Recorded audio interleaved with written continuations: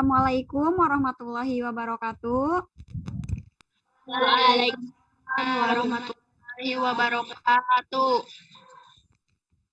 Bagaimana kabar kalian hari ini? Sehat? Alhamdulillah sehat. Alhamdulillah. Oke, sebelum kita memulai ke pembelajaran, alangkah baiknya kita berdoa terlebih dahulu. Doa dalam hati, mulai.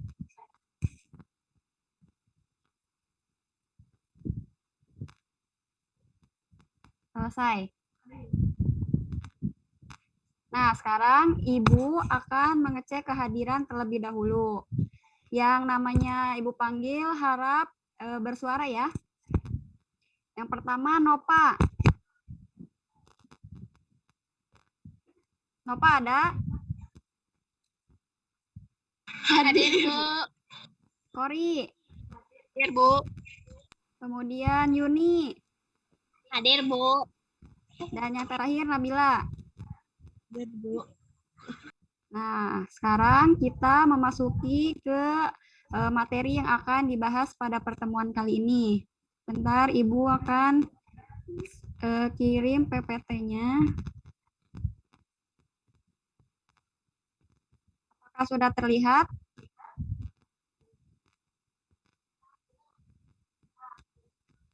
Sudah, Bu. Sudah. Ya, baik. Nah, di pertemuan pada hari ini kita akan membahas materi tentang kasus pelanggaran hak dan pengingkaran kewajiban warga negara yang dimana terdapat pada bab 4 di semester 2. Nah, di sini ada tujuan pembelajaran. Yang pertama yaitu memahami makna hak dan kewajiban warga negara. Yang kedua, mengidentifikasi kasus-kasus pelanggaran hak dan pengingkaran kewajiban warga negara. Yang ketiga, menjelaskan kasus-kasus pelanggaran hak dan pengingkaran kewajiban warga negara. Dan yang terakhir yaitu menganalisis dan menyimpulkan kasus-kasus pelanggaran hak dan pengingkaran kewajiban warga negara. Nah, di sini ada makna hak dan makna kewajiban warga negara. Nah, yang dimana makna hak warga negara yaitu merupakan seperangkat hak yang melekat dalam diri manusia dalam kedudukannya sebagai anggota dari sebuah negara. Kemudian di sini ada makna kewajiban warga negara, yang dimana kewajiban warga negara itu adalah segala sesuatu yang harus dilaksanakan oleh warga negara terhadap negaranya. Kemudian di sini ada jenis-jenis hak dan kewajiban warga negara Republik Indonesia. Yang pertama, ada hak atas kewarganegaraan, yang dimana terdapat pada pasal 26 merupakan jaminan atas hak warga negara untuk mendapatkan status kewarganegaraannya yang tidak dapat dicabut secara semena-mena. Kemudian selanjutnya kesamaan kedudukan dalam hukum dan pemerintahan terdapat pada pasal 27 ayat 1 yang menyatakan bahwa segala warga negara bersamaan kedudukannya di dalam hukum dan pemerintahan dan wajib menjunjung hukum dan pemerintahan itu dengan tidak ada kecualinya. Kemudian ada hak atas pekerjaan dan penghidupan yang layak bagi kemanusiaan. Terdapat pada pasal 27 ayat 2 yang menyatakan bahwa tiap-tiap warga negara berhak atas pekerjaan dan penghidupan yang layak bagi kemanusiaan. di sini ada pertahanan dan keamanan negara. Nah, pertahanan dan keamanan negara dalam Undang-Undang Dasar Negara Republik Indonesia tahun 1945 dinyatakan dalam bentuk hak dan kewajiban yang dirumuskan dalam pasal 30 ayat 1 dan 2. Kemudian hak mendapat pendidikan. Contohnya seperti kalian dapat sekolah, itu kalian mendapatkan hak pendidikan yang layak. Terdapat pada pasal 31 ayat 1 Undang-Undang Dasar Negara Republik Indonesia tahun 1945 yang dimana menetapkan bahwa setiap warga negara berhak mendapat pendidikan. Kemudian ada kebudayaan nasional Indonesia. Pasal 23 ayat 1 Undang-Undang Dasar Negara Republik Indonesia tahun 1945 yang dimana menetapkan bahwa negara memajukan kebudayaan nasional Indonesia di tengah peradaban dunia dengan menjamin kebebasan masyarakat dalam memelihara dalam mengembangkan nilai-nilai budayanya. Nah, kemudian di sini ada faktor-faktor penyebab pelanggaran hak dan pengingkaran kewajiban warga negara. Yang pertama, ada sikap egois atau terlalu mementingkan diri sendiri. Kemudian, rendahnya kesadaran berbangsa dan bernegara. Kemudian ada sikap tidak toleran. Kemudian ada penyalahgunaan kekuasaan. Kemudian ketidaktegasan aparat penegak hukum. Dan kemudian yang terakhir penyalahgunaan teknologi. Contohnya seperti pembajakan, DVD, PCD, seperti itu. Nah, selain tadi ada faktor penyebab, di sini ada kasus pelanggaran hak warga negara. Ada beberapa di sini. Yang pertama yaitu proses penegakan hukum masih belum optimal dilakukan. Masih bisa dilihat kenyataannya seperti sekarang gitu kan ya. Karena penegakan hukum di Indonesia seutuhnya gitu belum optimal gitu. Terus kemudian ada tingkat kemiskinan dan angka pengangguran di negara kita masih cukup tinggi. Ini juga faktanya seperti pada saat sekarang banyak pengangguran yang cukup tinggi seperti bukan hanya lulusan SMA saja ya. Yang S1 juga banyak yang masih menganggur karena mungkin bisa jadi lapangan kerjanya mungkin dipersulit, diperketat, atau mungkin dikurangi jumlah orangnya seperti itu. Kemudian makin merebaknya kasus pelanggaran hak asasi manusia. Bisa dilihat sekarang berita banyak di mana-mana seperti contohnya pembunuhan, pemerkosaan, terus pelecehan, itu termasuk ke dalam pelanggaran hak asasi manusia. Kemudian ada pelanggaran hak cipta, contohnya seperti ya tadi pembajakan DVD, PCD, itu termasuknya ke dalam pelanggaran hak cipta. Kemudian angka putus sekolah yang cukup tinggi. Kemudian masih terjadinya tindak kekerasan mengatasnamakan agama. Ada yang ingin ditanyakan atau Ibu lanjut?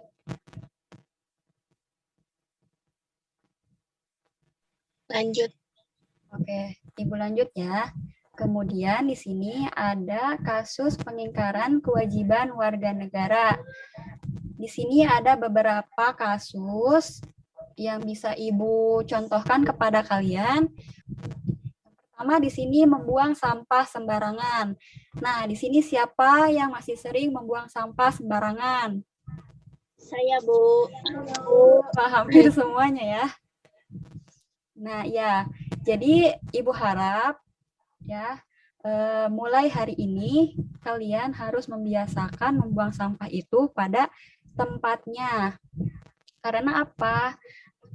Banyak terjadi efek dari pembuangan sampah sembarangan tersebut. Contohnya seperti banjir, seperti itu. Terus kan lingkungan menjadi kotor, menjadi bau, seperti itu. Nah, jika kalian masih suka membuang sampah sembarangan, kalian berarti termasuk ke dalam kasus pengingkaran kewajiban warga negara. Jadi, Ibu harap pada hari ini setelah mempelajari materi ini, kalian harus bisa membiasakan membuang sampah itu pada tempatnya. Bisa dipahami? Bisa, Bu. Ya, oke. Kemudian yang kedua, melanggar aturan berlalu lintas. Misalnya tidak memakai helm, mengemudi tidak mempunyai SIM atau surat izin mengemudi, kemudian tidak mematuhi rambu-rambu lalu lintas, kemudian berkendara tidak membawa STNK dan sebagainya.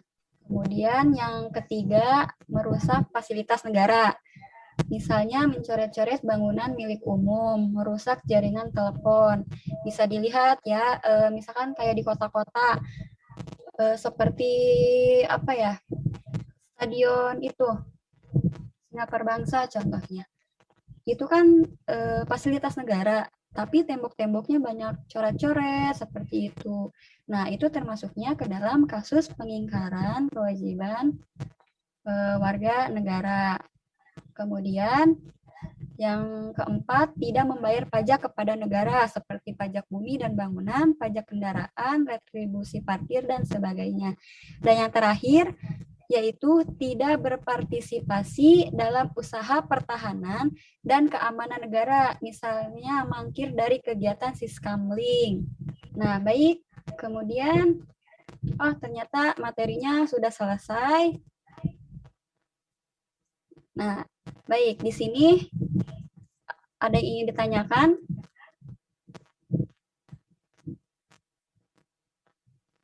Ada yang ingin ditanyakan?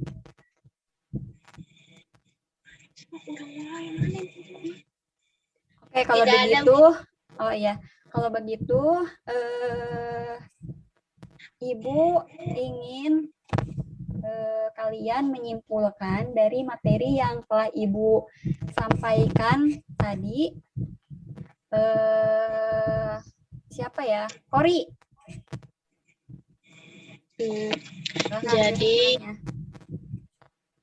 Jadi kesimpulannya, kehidupan negara akan berjalan dengan baik, harmonis, dan stabil bila antar negara dan warga negara mengetahui hak dan kewajiban secara baik dan tepat. Ya, betul. Kesimpulannya jadi seperti itu. Ada yang ingin menambahkan? Tidak ada. Oke, kalau tidak ada, nah di sini Ibu akan memberi tugas kepada kalian. Silahkan disimak pertanyaannya ya. Yang pertama yaitu jelaskan bagaimana cara kalian mencapai keseimbangan antara hak dan kewajiban sebagai seorang pelajar. Kemudian pertanyaan yang kedua yaitu identifikasi contoh-contoh kasus pelanggaran HAM internasional. Ibu kasih waktu kurang lebih 15 menit, dimulai dari sekarang. Silakan kalian diskusikan dengan temannya dan cari terlebih dahulu jawabannya ya. Silakan.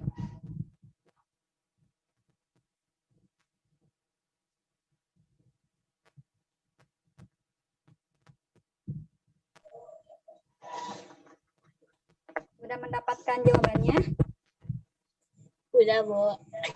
Baik, kalau misalkan emang sudah, sekarang Ibu meminta kepada kalian untuk menjawab beberapa pertanyaan yang telah Ibu berikan kepada kalian. Yang pertama, siapa ya? Bentar. Oke, silakan Yuni. Jelaskan bagaimana cara kalian mencapai keseimbangan antara hak dan kewajiban sebagai seorang pelajar. Silakan. Mendapatkan pendidikan terbaik oleh pendidik, mendapatkan fasilitas terbaik, mendapatkan solusi dari pengajar jika terjadi masalah dalam belajar. Sedangkan kewajiban bagi pelajar ialah mengikuti kegiatan belajar mengajar dengan baik, mengerjakan tugas dengan baik dan tepat waktu, menaati peraturan sekolah, dan membayar iuran sekolah. Sudah cukup? Apakah ada yang ingin menambahkan lagi? Ada, Bu. Berarti kalian sudah paham ya dengan pertanyaan tadi? Ya, Bu. Oke, baik. Pertanyaan selanjutnya yaitu identifikasi contoh-contoh kasus pelanggaran hak asasi manusia internasional. Siapa yang ingin menjawab? Saya, Bu. Oke, Nabila silahkan. Kasus genosida diantaranya tragedi My Lai pada 16 Maret 1968 di Vietnam, serta tragedi Sabra dan Satil pada September 1982 di Beirut, Lebanon. Kedua, kasus melawan kemanusiaan diantaranya kasus kesejahteraan pembunuhan rakyat ganda dan pembunuhan rakyat Kamboja. 3. Invasi atau agresi suatu negara di negara lain, diantaranya invasi Irak. Iran pada 22 September 1920 dan invasi Amerika Serikat kepada Irak pada 20 Maret 2003. Kejahatan perang diantaranya pada awal 2006 mantan Presiden Irak Saddam Hussein dan mantan Presiden Yugoslavia Slobodan Milosevic diadili karena kejahatan perang. Sudah? Sudah cukup? Sudah, Bu. Apakah ada yang ingin menambahkan lagi jawabannya? Ya, ada. Oke, berarti kalian sudah paham dengan materi yang telah Ibu sampaikan pada hari ini. Nah, Ibu akan mengulas kembali ya dari materi tersebut. Jadi, kesimpulannya itu hak merupakan sesuatu yang harus diterima oleh setiap orang dalam diri setiap manusia, dalam setiap diri manusia. Bentar.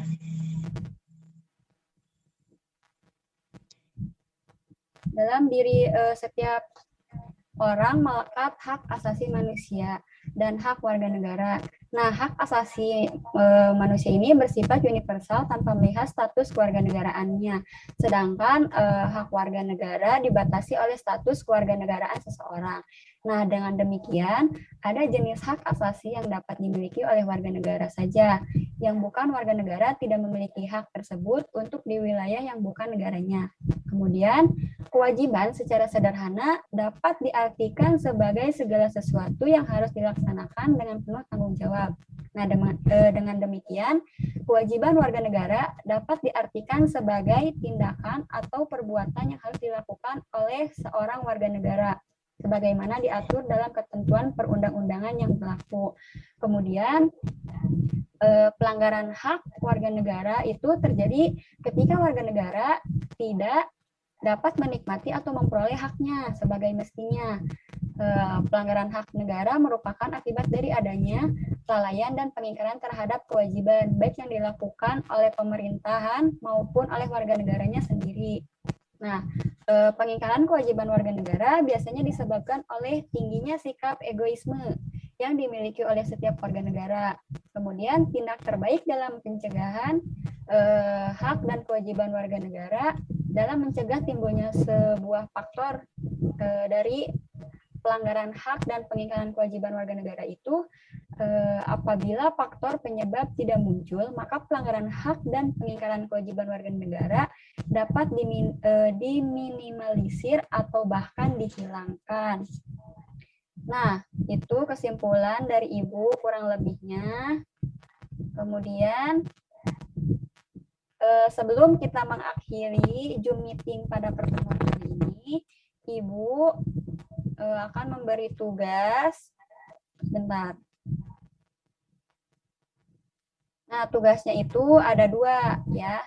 Yang pertama yaitu tugas secara individu dan yang kedua tugas secara berkelompok. Silakan kalian mencari teman kelompoknya sendiri. Kalau misalkan sudah, lapor ke saya ya. Iya, Bu. Iya. Kalau enggak nanti dibahas di WA grup saja ya untuk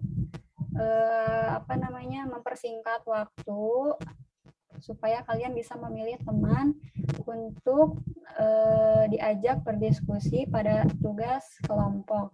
Nah, yang pertama yaitu tugas individu. Kalian itu menjelaskan faktor-faktor penyebab terjadinya pelanggaran hak dan pengingkaran kewajiban warga negara. Nah, tugas yang kedua, kalian yaitu mencari berita yang berhubungan dengan topik yang diambil, selanjutnya mencari jalan keluar atau solusi. Nah, untuk tugas pertama yang individu, bisa dikumpulkan minggu depan, dan kemudian yang tugas kedua, yang tugas kelompok, bisa dikumpulkan minggu depannya lagi, seperti itu ya. Nanti kalau misalkan sudah Ibu share tugasnya, nanti di minggu depan kalian akan mempresentasikan tugas yang telah kalian kerjakan. Tapi Ibu akan mengacak gitu kan. Nanti gimana Ibu, misalkan mau nunjuk siapa gitu. Jadi kalian harus mempersiapkan semuanya seperti itu. Ada yang ditanyakan mengenai tugas atau sudah paham? Tidak ada, Bu.